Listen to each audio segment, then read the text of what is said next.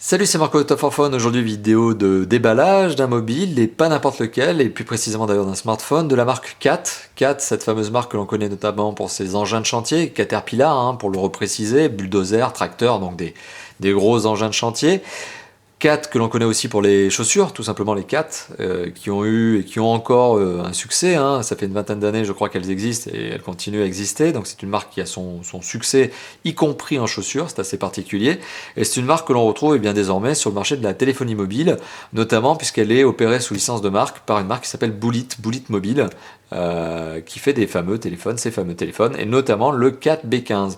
Le 4B15 qui est un smartphone que vous allez voir endurci. Alors il est anti-pluie, anti-eau, anti-poussière, anti-rayures, anti-choc.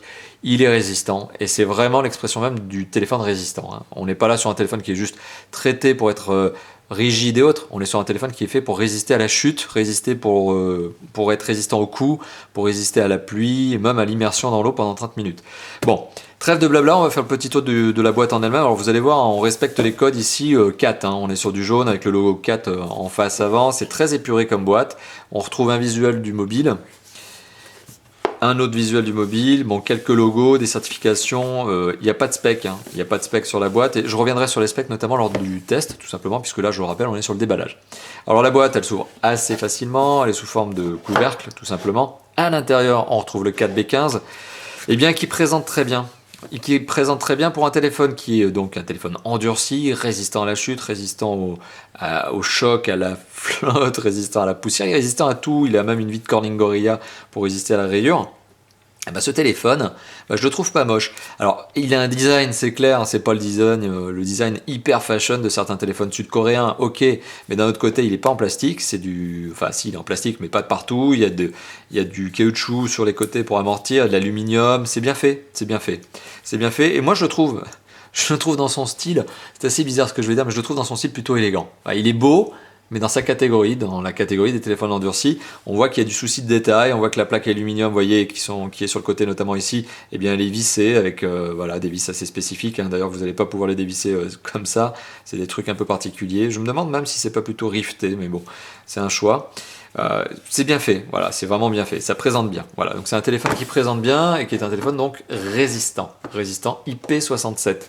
Alors à l'intérieur de la boîte, on retrouve bien une petite documentation supplémentaire pour vous dire comment on enlève le cache batterie et comment on met tout simplement la carte SIM de la batterie.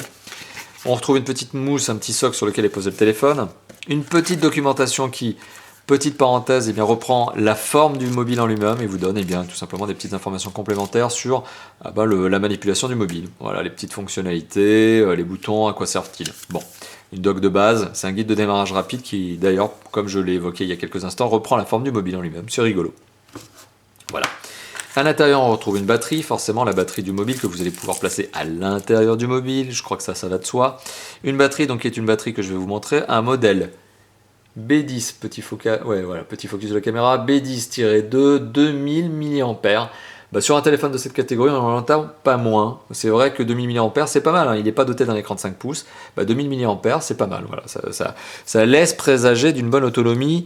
Bon, le constructeur revendique, je crois, 16 heures d'autonomie en appel. Bon, c'est peut-être un peu beaucoup quand même. Je ne suis pas certain qu'il arrive aux 16 heures de fonctionnement en appel. Mais d'un autre côté, je pense qu'avec une batterie de 2000 mAh sur un téléphone de cette catégorie-là, on devrait réussir à avoir une belle autonomie en effet. Alors, à l'intérieur de la boîte, que retrouve-t-on? Un sachet. Encore, dans lequel vous venez de voir, j'ai fait tomber l'adaptateur secteur. L'adaptateur secteur plastique, classique, il n'y a rien à dire là-dessus. Il y a un emplacement USB tout simplement pour brancher le câble USB qui est nécessairement fourni avec le mobile. On retrouve ici une série de petits accessoires supplémentaires, notamment des rivets. J'avais l'impression que c'était des rivets, mais non, mais c'est bien des vis. Des petits embouts caoutchoutés supplémentaires. Au cas où, je pense, vous auriez abîmé les vôtres de base. On retrouve également un petit sachet zip. Ah, mon amour pour les sachets zip. Je sais pas ce qu'ont les constructeurs avec ce genre de sachet, mais bon, soit.